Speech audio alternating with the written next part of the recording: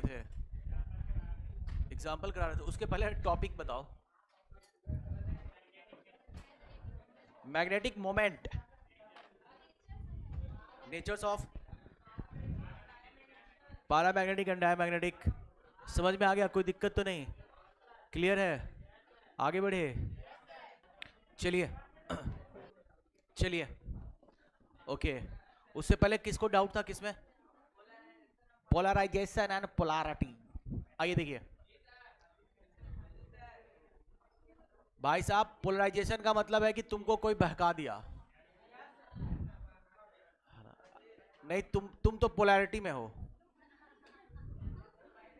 हाँ, देखिए देखिए, जैसे अगर कटायन का साइज छोटा हो जाए, तो अगर कटायन का साइज छोटा हो जाएगा तो इलेक्ट्रोनेगेटिविटी बढ़ जाएगी, है ना? क्यों भाई? ये तो पता ही आपको, क्योंकि साइज पे डिपेंड करता है इलेक्ट्रोनेगेटिविटी। अब बेचारे को घूमना था कैसे?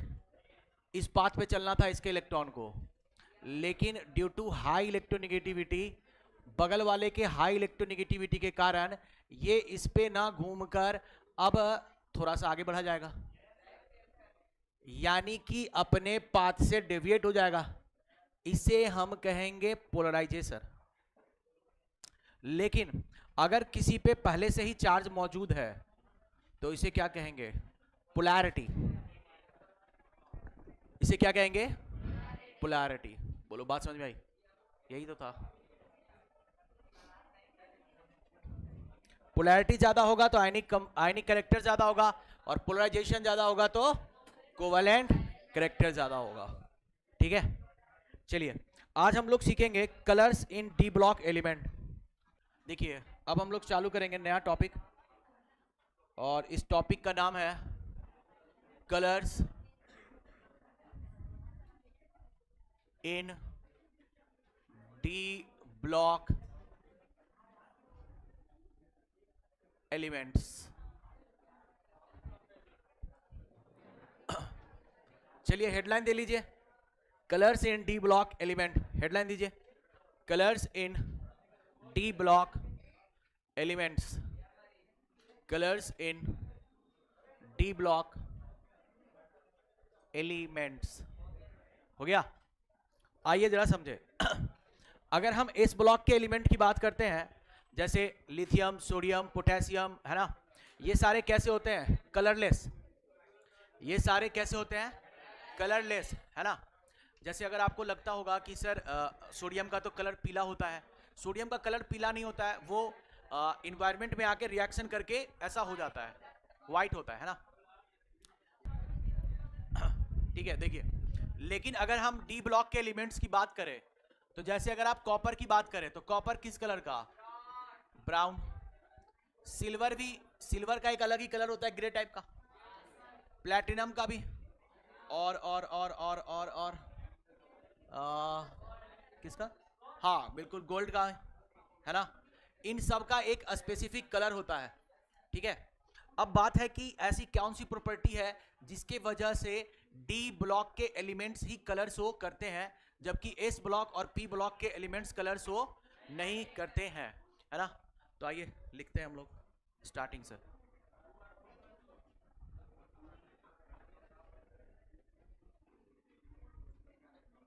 Elements of d block shows, हाँ, सब क्राउड डेंसिटी एक ही जगह बढ़ा बढ़ा लेते हो, इलेक्ट्रॉन क्लाउड की तरह।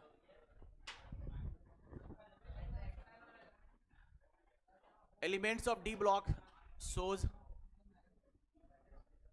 various colors due to, पहला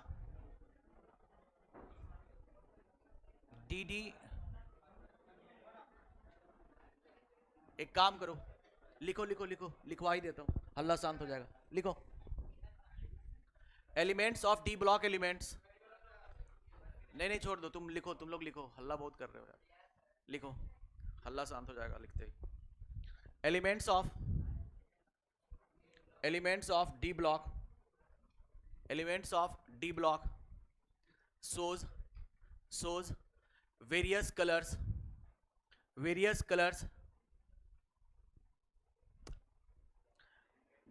elements of D block shows various colors in their compounds, like copper shows,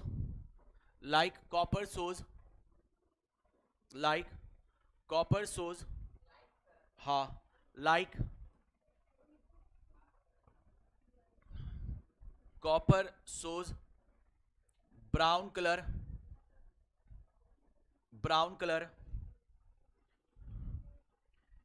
KMnO4 have pink color, K2Cr2O7, यहां पे क्रोमियम, यहां पे manganese, have orange color,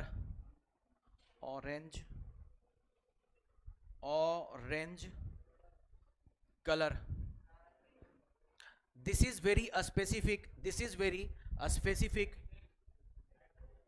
K2Cr2O7 have orange color, this is very specific, K2Cr2O7 है, ठीक है, this is very specific, this is highly specific, highly क्या very एक ही बात हुई, highly specific in D block elements due to following reasons. पहला DD transition and second LMCT, ligand to metal charge transfer, और इसी को कहते हैं चार्ज ट्रांसफर स्पेक्ट्रा, इसी को ही कहते हैं चार्ज ट्रांसफर स्पेक्ट्रा भी। दो ही रीजन होते हैं बेसिकली डी ब्लॉक के कलर शो करने के कारण, है ना, पहला है डीडी ट्रांजिशन और दूसरा है चार्ज ट्रांसफर स्पेक्ट्रा, या जिसे आप कोऑर्डिनेशन कंपाउंड की भाषा में कहते हैं ligand to metal charge transfer. Ligands क्या होता है, मेटल क्या होता है, ये सारी चीजें मैं आपको बताऊंगा, थोड़ा सब्र रखें। ऐसे लिगेंड्स होता है highly electron rich species that can donate electron, है ना, हाँ उसी, लेकिन उसके कारण क्यों होता है पूरा पढ़ना है हमें डिटेल में, हो गया। चलिए अब देखिए, समझ लीजिए, अब पहले नहीं हुआ, okay okay okay okay okay okay, आइए देखिए, अब पहला हमें समझना है डी डी गप नहीं करे,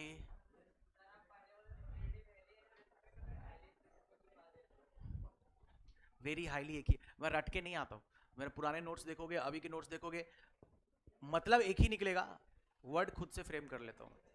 आइए डीडी ट्रांजिशन को समझते हैं। ये डीडी ट्रांजिशन हो क्या रहा है, देखिए कलर्स शो हो रहा है डीडी ट्रांजिशन के कारण।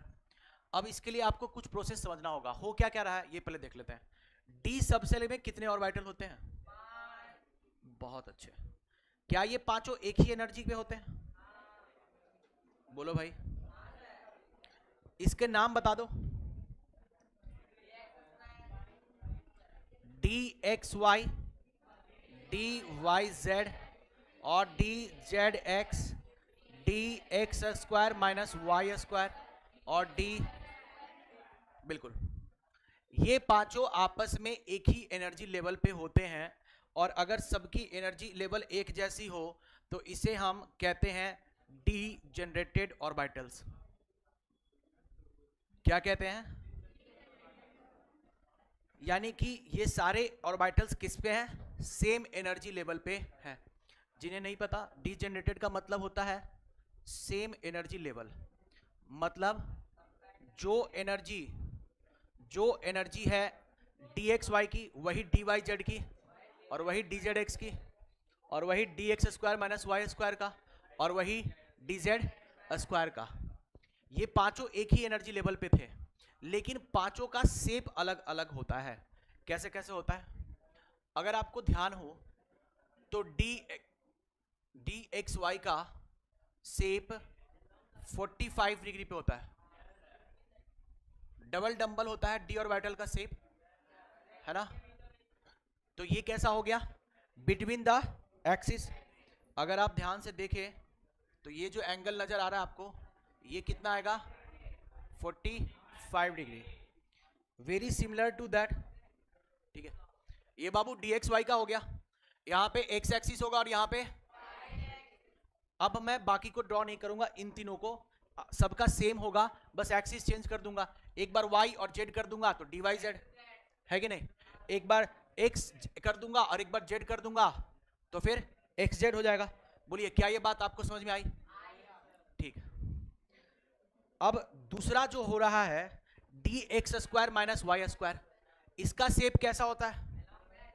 अलोंग द एक्सिस, मतलब सूर्यमुखी का फूल बनेगा और एकदम बढ़िया वाला बनेगा, अलोंग द एक्सिस वाला, है कि नहीं?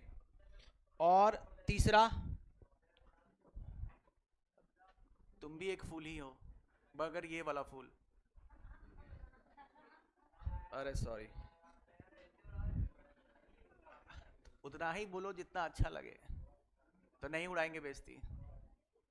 देखिए, बेइज्जती उसी का होता है जिसका इज्जत होता है कि नहीं?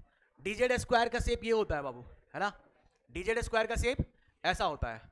अब देखिए, लिगेंड्स जब आते हैं, लिगेंड्स जब आएंगे, लिगेंड्स होते हैं हाईली इलेक्ट्रॉन रिच कंपाउंड। ये कैसे होते हैं? Electron rich compound. अब जरा समझिएगा, जैसे ही लिगेंड्स आएंगे, और लिगेंड्स आएंगे किस पे? डी एक्सिस के पैरेलल, डी के एक्सियली आएंगे, मतलब डी के सामने सामने आएंगे। तो जब डी के सामने सामने आएंगे और लिगेंड्स आ रहे हैं इस एक्सिस के लॉन्ग, मैं ब्लैक कलर ले लेता हूँ या येलो, डी लिगेंड्स आ रहे हैं इस एक्सिस के लॉन्ग। जब इस एक्सिस के लॉन्ग आएंगे लिगेंड्स, तो आप बताइए जरा सबसे ज्यादा रिपल्सन किस में लगेगा?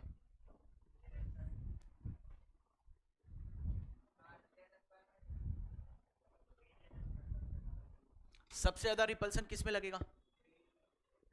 D x square minus y square और डी जेड स्क्वायर में, क्योंकि ये अलोंग द एक्सिस है और लिगेंड्स भी ऐसे ही आके टकरा रहे हैं। लेकिन ये लिगेंड्स बेचारा आ रहा है ऐसे, और ये है कहां पे? 45 पे, है कि नहीं? तो इसको सबसे कम रिपल्सन फील होगा, लेकिन इन दोनों को रिपल्सन सबसे ज्यादा फील होगा। क्या ये बात समझ में आई? बोलिए, क्या ये बात क्लियर है? अरे यार, क्या ये बात क्लियर है? आ रहा है डी एक्स वाई, दिख रहा है ये डी एक्स वाई और डी जेड एक्स, ये सारे के सारे कैसे हैं? 45 डिग्री पे है, मतलब ऐसे ऐसे दिख रहा है क्या? और लिगेंड्स आ रहा है ऐसे, तो इसको कम रिपल्सन देगा। लेकिन d x square minus y square और डी जेड स्क्वायर ऐसे हैं, तो लिगेंड सबसे ज्यादा रिपल्सन इसको देगा, देगा कि नहीं देगा? ये 45 पे नहीं है बल्कि इसी एक्सिस पे है, तो सबसे ज्यादा रिपल्सन तो इसी को देगा ना, सबसे ज्यादा रिपल्सन इसी को देगा। लेकिन अगर कोई 45 पे है ऐसे और ये ऐसे आ रहा है, तो इसको तो कम रिपल्सन मिलेगा। क्या ये मेरी बात आपको समझ में आई? बहुत अच्छे, बस हो गया, अब आपको मामला समझ में आ गया। यानी कि ये तीनों जो एक जैसे हैं, दिख रहे हैं, एक एनर्जी पे हैं, इन्हें हम नाम देते हैं T2G सेट। कौन सा सेट? T2G set. याद रखने का तरीका, T मतलब 3 और तो उसमें 3 आएंगे, हमको भी मालूम चल ही रहा था। एक सेकेंड यार, ठीक है, 3 हो गए। और ये दोनों d x square minus y square और डी जेड स्क्वायर, इन दोनों को कहा जाता है बाबू ईजी सेट। कौन सा सेट? यानी कि अगर मैं कहूं ईजी और T2G में रिपल्सन ज्यादा किसको मिलेगा? किसको? ईजी को। यानी कि अब क्या होगा, अब इनकी डीजेनरेसी लॉस्ट हो जाएगी। मतलब पहले कैसे थे सब एक एनर्जी लेवल पे, लेकिन रिपल्सन के कारण एनर्जी बढ़ेगा। अगर आपको ध्यान हो, जैसा कि आप लोग फिजिक्स थोड़ा बहुत पढ़े हैं, तो रिपल्सन के लिए फोर्स का फॉर्मूला होता है के Q1 Q2 by are square, है कि नहीं? हाँ बिल्कुल भाई, ठीक है, कूलम्ब्स लॉ, सही बात है, ठीक है। तो रिपल्सन ज्यादा होगी, बोलो यार, और अगर रिपल्सन ज्यादा होगा तो एनर्जी ज्यादा होगी, पोटेंशियल एनर्जी ज्यादा होगी, है ना? ठीक है, तो यानी कि अब क्या ये सारे एक लेवल पे रहेंगे क्या? नहीं रहेंगे। अब ज्यादा एनर्जी पे कौन चला जाएगा? Easy set. और कम एनर्जी पे कौन चला जाएगा? बिल्कुल सही। तो आइए अब समझते हैं इसके आगे का कारनामा। इसके आगे का कारनामा ये है, थोड़ा छोटा बनाऊंगा ये शुरुआत वाला, क्योंकि इसकी जरूरत नहीं है। 1 2 3 4 5 पहले थे ये डीजेनरेटेड। कब तक? जब तक कि कोई लिगेंड नहीं आया था। जैसे ही लिगेंड आएगा ये सब हायर एनर्जी पे ट्रांसफर हो जाएंगे, सब के सब। आ रहे हैं बता रहे हैं, रुको तो सही, ठीक है। हायर एनर्जी पे चले जाएंगे सारे के सारे, और यहां पर हायर एनर्जी में स्प्लिटिंग होगी और ऊपर चला जाएगा इस मेन एनर्जी लेवल से। इसे ही आप आगे चल के जब कोऑर्डिनेशन केमिस्ट्री पढ़ाएंगे ना, अगर मुझे सौभाग्य मिला आपको पढ़ाने का, तो इसे ही आप कहेंगे बैरी सेंटर। एक रेफरेंस चाहिए ना, किस रेफरेंस से ऊपर गए, किस रेफरेंस से नीचे गए, तो एक रेफरेंस चाहिए होगा ना हमें, तो इसी रेफरेंस को बैरी सेंटर बोलते हैं, है ना? रेफरेंस, अरे जैसे तुम उछले, तुम कितना तेज उछले तो अर्थ से ही नापोगे ना, रेफरेंस अर्थ से ही ना लोगे, ऊंचाई किसी से तो रेफरेंस ले रहे होगे ना। क्या मेरी बात समझ में आई? तो भाई साहब इसके पास एनर्जी ज्यादा हो गई, कितनी ज्यादा हो गई, कहां से ज्यादा हो गई? बैरी सेंटर से लेंगे हम, रेफरेंस पॉइंट से लेंगे। क्या मेरी बात समझ में आई? तो ये हायर एनर्जी पे तब जाएगा व्हेन लिगेंड्स आर अप्रोचिंग, जब लिगेंड्स आ चुके होंगे, लिगेंड्स आर अप्रोचिंग, लिगेंड्स आ गए होंगे। पहले क्या था? डीजेनरेटेड था, अब कैसा है? हायर एनर्जी पे है, ठीक है। और अब क्या हो गया? डीजेनरेसी टूट गई। जब डीजेनरेसी टूट गई तो ज्यादा एनर्जी पे कौन चला जाएगा? Easy set. और लोअर एनर्जी पे कौन आ जाएगा? T2G set.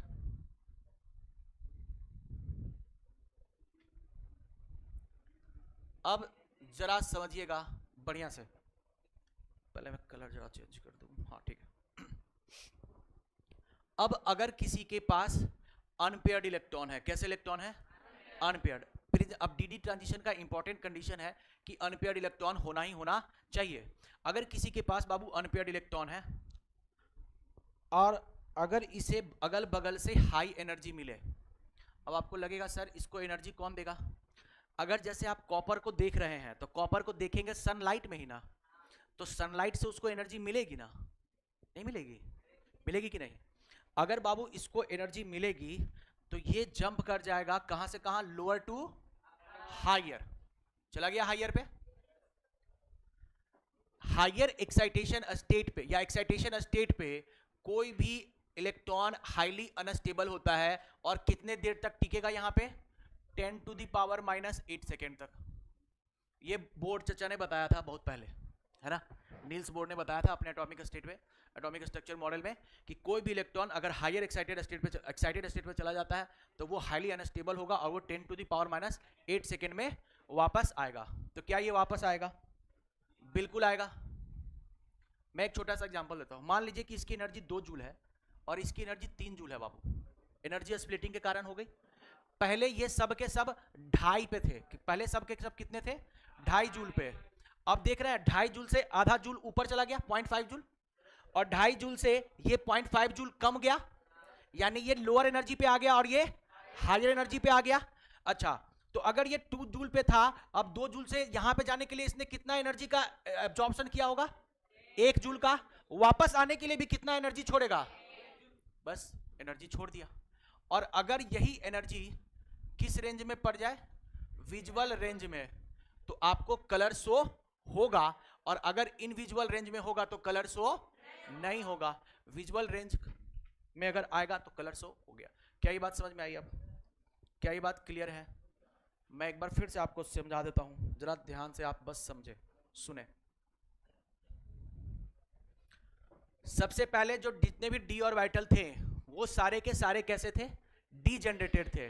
डी जनरेटेड का मतलब सेम एनर्जी लेवल पे थे। जैसे ही लिगेंड्स अप्रोच करेंगे सबकी एनर्जी हाई हो जाएगी। अब सब जब हाई एनर्जी पे आ गए, लेकिन लिगेंड्स जो है वो मैक्सिमम रिपल्सन किस पे डालेगा? ईजी सेट पे, क्योंकि ईजी सेट न्यूक्लियर एक्सिस के अलोंग आता है। अब हायर एनर्जी और हायर रिपल्सन के कारण ईजी सेट हायर एनर्जी पे चला जाएगा और T2G कहां चला जाएगा? लोअर एनर्जी पे। अब अगर इसके पास अनपेयर्ड इलेक्ट्रॉन मौजूद है तो वो इलेक्ट्रॉन को, अच्छा अनपेयर्ड होगा तभी जाएगा, क्योंकि अगर पेयर्ड है तो स्टेबिलिटी ज्यादा होगी, तो वो ऊपर नीचे करेगा ही नहीं, वो हाईली स्टेबल है। इसीलिए डीडी ट्रांजिशन का इंपॉर्टेंट क्राइटेरिया ही है प्रेजेंस ऑफ अनपेयर्ड इलेक्ट्रॉन। और अगर अनपेयर्ड इलेक्ट्रॉन है तो मैग्नेटिक मोमेंट भी आएगा। क्लियर सी बात है ना? अब ये लाइट को एब्जॉर्ब करेगा और हायर एनर्जी पे चला जाएगा। हायर एनर्जी पे ये बेचारा अनस्टेबल फील करेगा, वापस अपनी एनर्जी को लूज करके आएगा, और जब ये एनर्जी इमिट कर रहा है और अगर वो विजुअल रेंज में आ जाएगा तो कलर हमें शो होगा। That's quite simple. बोलो, बात समझ में आई? क्लियर है? चलिए, तो पहले आप लोग डायग्राम बना लीजिए, फिर मैं आपको लिखवा देता हूं। यहां पे जी का मतलब होता है ग्रेड, ग्रेड का मतलब होता है लेवल। ये आप आगे कोऑर्डिनेशन केमिस्ट्री में पढ़ेंगे पूरा डिटेल में। ये सेम चीज आपको कोऑर्डिनेशन केमिस्ट्री में भी मिलेगी, है ना? वहां पे हम इसे पढ़ेंगे क्रिस्टल फील्ड स्प्लिटिंग एनर्जी के नाम से, CFFCE के नाम से। नेक्स्ट में जाने से पहले आप लोग कुछ बातें लिख लें, फिर उसे नोट करेंगे। D orbital, D subshell, sorry, D subshell have 5 degenerated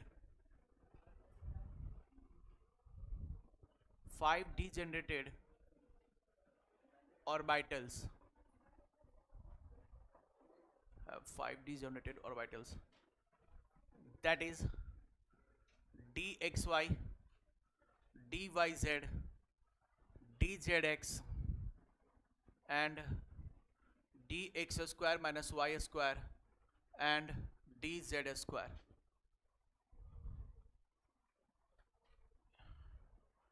Among which dxy comma dyz and dzx lies 45 degree to the nuclear axis, internuclear axis, internuclear axis, and named as, और इसे नाम दिया जाता है T2G set।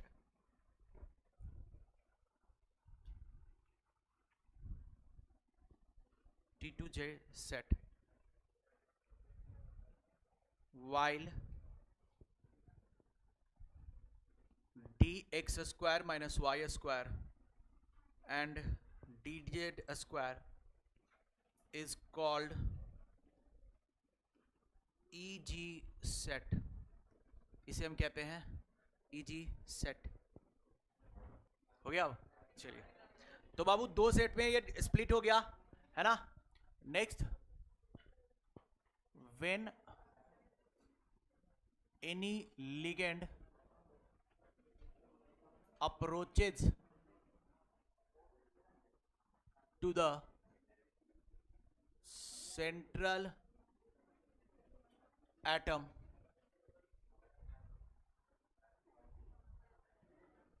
सेंट्रल एटम किसका होगा? D block element का होगा। Then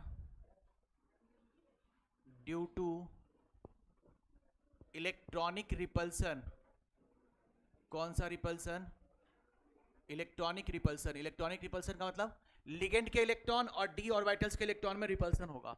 electronic repulsion occurs, and finally degeneracy is lost. अब क्या हो गया? degeneracy खत्म हो चुका है.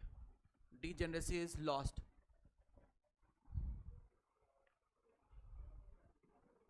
After this, a splitting, ये कलर दिख रहा है ना? दिक्कत नहीं है ना? After this, a splitting, after this a splitting of d orbitals take place, and there will be a splitting between T2G set and EG set,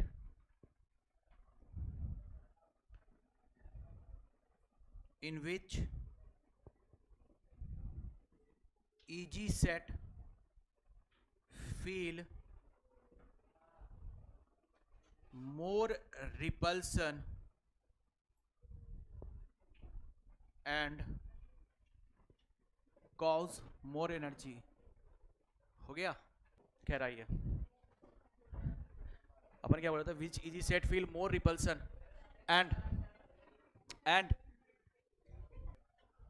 नहीं, आज भी मिलता है ना तो बहस होता है ना? तो वो अभी भी यही कहता है, बॉस हम कह रहे थे ना उस दिन कुछ था तो था, है ना? ठीक है. Due to this repulsion EG set gets higher energy level,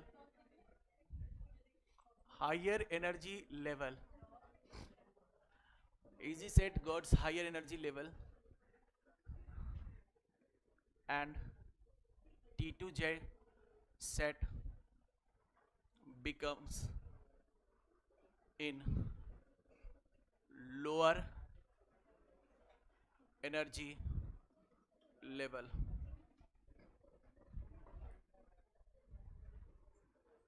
When any light source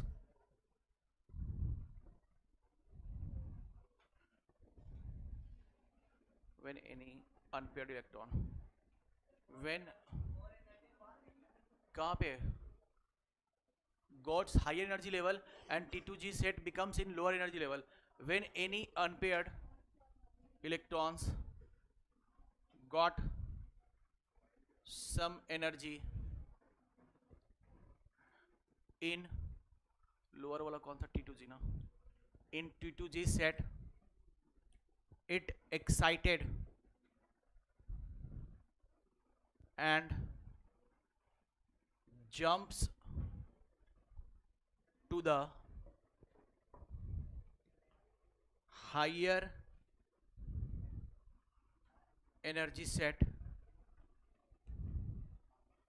that is EG.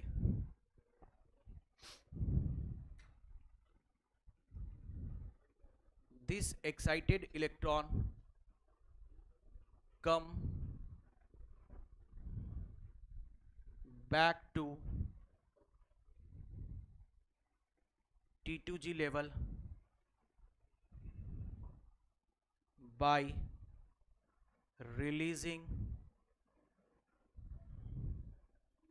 some energy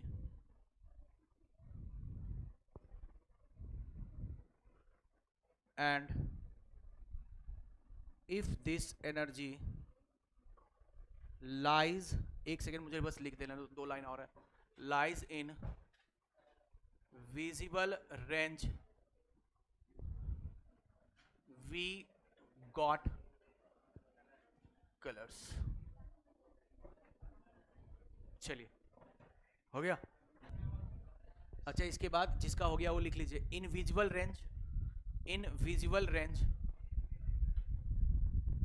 invisible नहीं, इन अलग, विजिबल अलग. In visible range we got colours. In visible range we got colour. 380 से 760 angstrom range होता है visual का, 380 से 760 angstrom. हो गया। चलिए अब वो डायग्राम बना लीजिए। 380, 380 टू 760 एंगस्ट्रम में, एंगस्ट्रम का मतलब हुआ 10 टू द पावर -10, बिल्कुल सही। एंगस्ट्रम का मतलब हुआ 10 टू द पावर -10। नहीं, जैसे अगर आपके दिमाग में आए विजुअल रेंज का मतलब क्या हुआ, इसलिए बता दियो। नहीं समझे? देखिए, जब कोई एनर्जी रिलीज करेगा ना बाबू, तो एनर्जी का फॉर्मूला होता है hc/λ और h न्यू। तो यानी कि वेवलेंथ भी तो आएगा, और वेवलेंथ आएगा तो कलर आएगा। और अगर यही वेवलेंथ 380 एंगस्ट्रम से 380 टू 760 एंगस्ट्रम के बीच में लाई करेगा तो आपको कलर दिखेगा, वरना इंफ्रारेड और अल्ट्रावायलेट हो जाएगा। बताओ जरा लाफिंग गैस का फॉर्मूला, लाफिंग गैस का फॉर्मूला बताओ जरा। चलो तुम ही अपने को किसी दोस्त को नॉमिनेट करो जो लगे कि बता दे। चलो तुम भी खड़े हो जाओ। N2O2 N3O3 जो बोलना है बोल दो। नाइट्रोजन। बात तो सही है, तुमको सही सिखाया सब।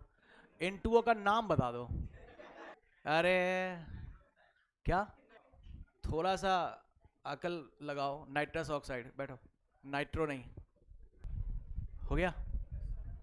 चलिए अब लिखिए condition to show d transition. Condition to show, condition to show d transition. क्या कंडीशन है? Presence of unpaired electrons in किसमें? डी सबसेल और डी ऑर्बिटल। ठीक है। For example, which of following will show colour? इनमें से कौन colour show करेगा? पहला स्कैंडियम तो +1 नहीं होता, +2, और दूसरा +3 होता रहा यार। खैर चलो कोई नहीं। स्कैंडियम +3,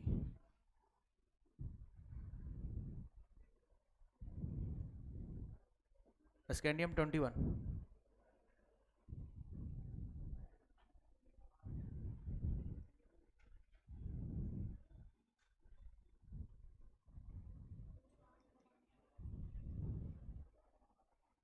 चलिए इन चारों में से कौन कलर शो करेगा, कौन सा नहीं करेगा, बताइए जरा। स्कैंडियम का कॉन्फ़िगरेशन कितना होता है? आउटर मोस्ट 3d1, तो +3 का मतलब ये भी गया, ये भी गया। क्या इसके पास अनपेयर्ड इलेक्ट्रॉन है? यानी ये कलर नहीं शो करेगा। टाइटेनियम +4, 3d2 एंड 4s2, तो ये भी कलर शो।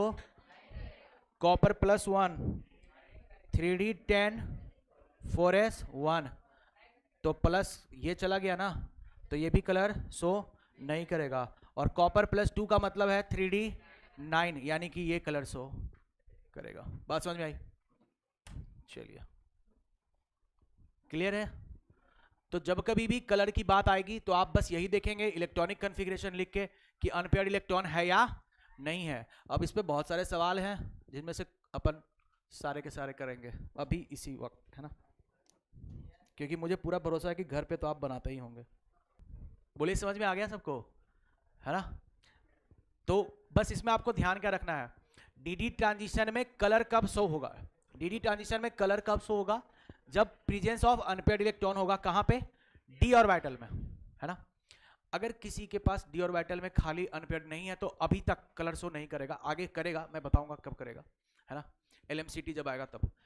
और स्प्लिटिंग किस तरीके से हो रही थी? सब पहले कैसे थे? डीजेनरेटेड। और डीजेनरेसी कब टूटी? जब लिगेंड्स आया और हायर एनर्जी में स्प्लिटिंग हुआ। कौन ऊपर कौन नीचे?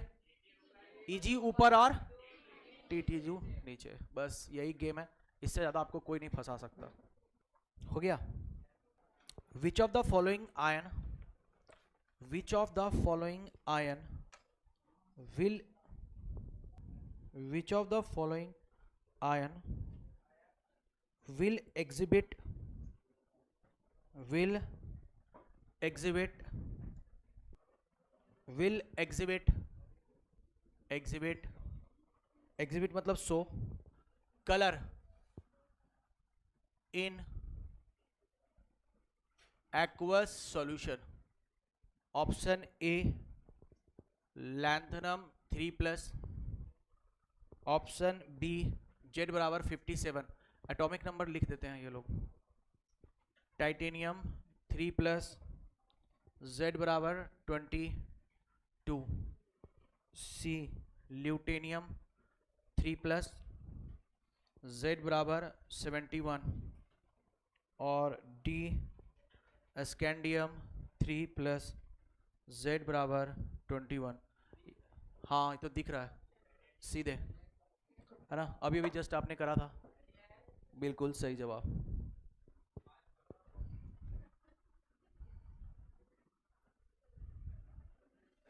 बोलिए सभी को समझ में आ गया? आगे बढ़े। अभी जस्ट मैंने आपको दिखाया था, है ना, टाइटेनियम का 3+, टाइटेनियम का अगर आप 3+ करेंगे तो 3D1 होगा, है ना, यानी अनपेयर्ड इलेक्ट्रॉन है, यानी कलर्स हो। चलिए नेक्स्ट क्वेश्चन लिखे जरा। विच of the following pairs, which of the following pairs will show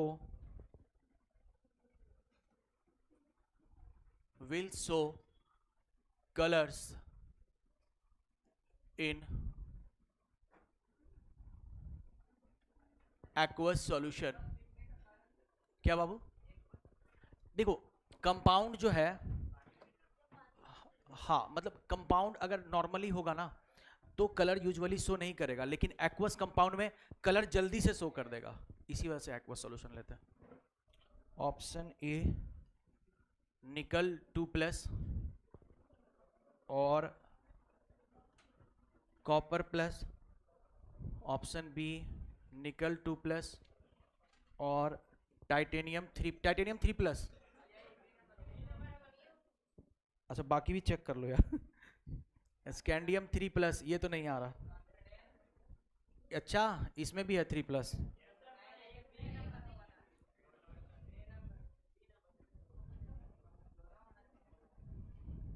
बिल्कुल सही, बिल्कुल सही, बहुत अच्छा हो गया बाबू।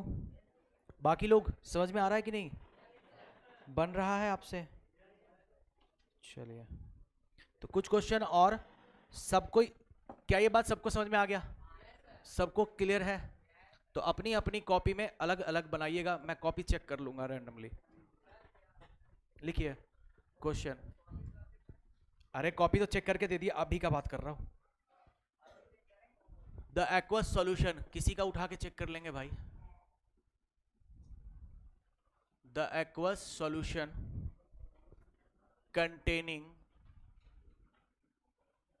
containing one of the following ions,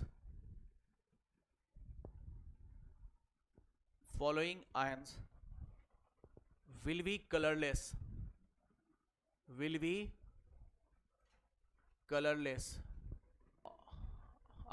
answer मत बताइएगा, सबको ही अपने अपने में चेक करें। मुझे लगता है कुछ ज्यादा ही सिंपल है।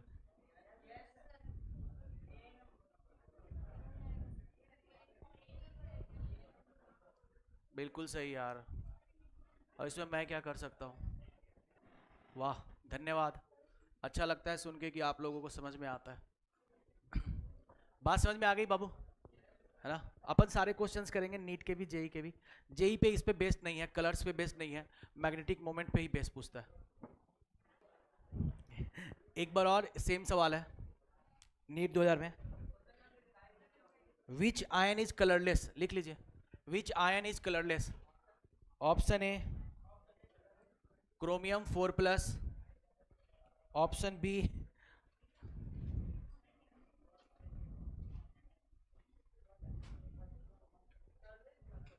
Answer,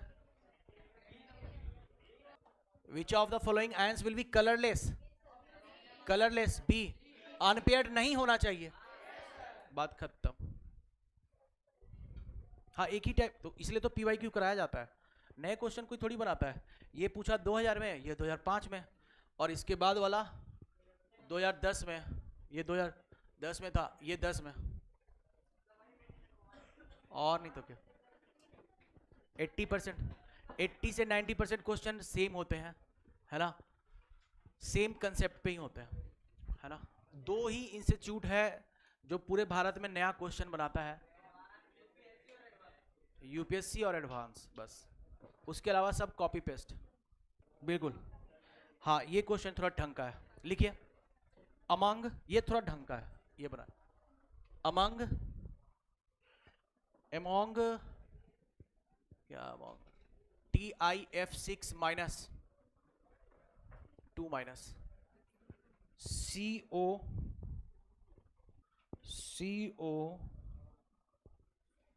F6 3 minus Cu2Cl2 and NiCl4 2 minus, which are colorless? Which are colorless? Option A COF6 3 minus. ये कैसे निकालेंगे, ये कैसे निकालोगे आप? तो हाँ टाइटेनियम का ऑक्सीडेशन नंबर निकालना पड़ेगा आपको, है ना, इसका ऑक्सीडेशन नंबर निकालिए, बनाओ। चलिए, अच्छा ये क्वेश्चन करवाए थे क्या स्पिन ओनली में? Same spin magnetic moment same किस किस के लिए होगा? ऑप्शन है टाइटेनियम 3+, क्रोमियम 2+, मैग्नीज 2+। करवाए थे क्या? एक बार देख लो, नीट 2024 का क्वेश्चन है, करवाए तो ठीक, करवाए थे ना, चलो ठीक ठीक। हाँ इसका देखिए, इसके लिए क्या करेंगे, मैं थोड़ा सा हिंट दे दूं। जैसे मुझे इसका देखना है, तो आप टाइटेनियम, इसी को कहते हैं सेंट्रल मेटल, F6 2 माइनस। बाबू टाइटेनियम का हम क्या करेंगे, ऑक्सीडेशन नंबर निकाल लेंगे। कैसे निकालेंगे, इसका X मान लीजिए और फ्लोरीन का हो जाएगा -6 और ये -2, है ना। तो X इज इक्वल टू क्या आ गया, तो यानी कि टाइटेनियम +4 का आप चेक करिए कलर होगा कि कलरलेस होगा। तो टाइटेनियम कितना 22, और 22 का मतलब 3D2 और 4s2, तो टाइटेनियम +4 का मतलब खत्म, यानी ये कैसा होगा, कलरलेस। अनपेयर्ड होगा तो कलर होगा, अनपेयर्ड नहीं तो कलर भी नहीं। तो टाइटेनियम +4 कैसा, कलरलेस। तो ऑप्शन बी और डी में से होगा। Cu2Cl2 में कॉपर आ जाएगा किस स्टेट में, 2x +1 में ना, हाँ बिल्कुल सही, B is the correct one. Next colouring बताने के लिए थोड़ा टाइम चाहिए, 20 मिनट कम से कम। तो आप लोग कोई डाउट है तो पूछ लीजिए। तो आज आधा बता दूं, कल आधा बता दूंगा, ऐसा अच्छा नहीं लगेगा, जीवन में अच्छा लगना भी जरूरी है। बताइए जरा, यहाँ तक कोई डाउट है? कॉपी पलट लीजिए, आज का तो देख लो, कम से कम कुछ तो डाउट आया होगा। और कोई डाउट बोलो बाबू, रिवाइज करा दे आज वाला। अरे रुको, आइए शॉर्ट में रिवाइज करा दे आपको धमाधम। एस ब्लॉक और पी ब्लॉक की अगर हम बात करें तो इनके कोई फिक्स कलर नहीं होते, है ना। बहुत कम कंपाउंड ही ऐसे होते हैं जो कलर शो करेंगे इनके, है ना। लेकिन डी ब्लॉक का हर एलिमेंट का एक अपना स्पेसिफिक कलर होगा। इस स्पेसिफिक कलर का रीजन क्या है, दो है। कौन कौन है, डीडी ट्रांजिशन और ligand to metal charge transfer, है ना, ligand to metal charge transfer. तो पहला हम लोग सीख रहे हैं डीडी ट्रांजिशन। डीडी ट्रांजिशन ये कहता है कि डी ऑर्बिटल्स, डी सबसेल के 5 ऑर्बिटल्स होंगे, और सबसेल के जो 5 ऑर्बिटल्स हैं ये पांचों किस एनर्जी पे होते हैं, सेम एनर्जी पे, यानी डीजेनरेटेड होते हैं। इनकी डीजेनरेसी कब लॉस्ट होती है? जब लिगेंड्स आते हैं। और लिगेंड्स आएंगे और अगर न्यूक्लियर एक्सिस के अलोंग आएंगे, तो अगर न्यूक्लियर एक्सिस के अलोंग आ रहे हैं तो d x y, d y z और डी जेड एक्स को कम रिपल्सन मिलेगा, यानी कि T2G को कम रिपल्सन मिलेगा, यानी कि कम पोटेंशियल एनर्जी होगी। और अगर कम एनर्जी होगी तो ये नीचे और ये, और इसी के कारण आगे चलकर स्प्लिटिंग हो जाएगा और स्प्लिटिंग के कारण फिर ये मामला बना। अब अगर किसी के पास अनपेयर्ड इलेक्ट्रॉन है, अच्छा मैं आपको बताऊं, जब आप कोऑर्डिनेशन कंपाउंड पढ़ेंगे तो यहीं पे फील करने का तरीका डिफरेंट डिफरेंट हो जाएगा। जैसे अगर जरा समझिएगा, आगे आप रिलेट कर पाएंगे आसानी से, इसलिए बता रहा हूं। जैसे इसमें एक इलेक्ट्रॉन आया तो एक यहां पे चला आएगा, एक यहां आ गया, दूसरा कहां आएगा, और तीसरा, चौथा में दिक्कत आएगा। चौथा में दो ऑप्शन, ऊपर जाएगा कि यहीं पे पेयरिंग करेगा। ये डिपेंड करेगा टाइप्स ऑफ लिगेंड पे, स्ट्रॉन्ग है या वीक है। अब मेरी बात को समझिएगा, आगे फिर आप रिलेट कर पा लीजिएगा। अगर ये एनर्जी गैप काफी बड़ा है, ये एनर्जी गैप काफी बड़ा है, तो नीचे ही रह जाएगा, बिल्कुल सही है ना। तो ऊपर जाने के लिए उसको बहुत एनर्जी चाहिए होगा, तो क्या होगा, नीचे ही रह जाएगा, यानी कि चौथा वाला ही पेयर बना लेगा। इसी को हम कहते हैं स्ट्रॉन्ग लिगेंड। और जब स्ट्रॉन्ग लिगेंड्स आएंगे तो फोर्सफुली पेयरिंग हो जाएगी। और अगर वीक लिगेंड होगा तो गैप कम है, तो चौथा यहां ना आके, और फिर पांचवा कहां, और अब छठा में पेयरिंग चालू होगी। क्या मेरी बात समझ में आई? चले आगे। ये सारी बातें तो लिख दिया था मैंने, लिखवाया हुआ, लैंग्वेज में बस लिखवाया हुआ है। हाँ, फिर ये सब सवाल थे जो आपने कर लिए। चलिए बस खत्म। Okay bye.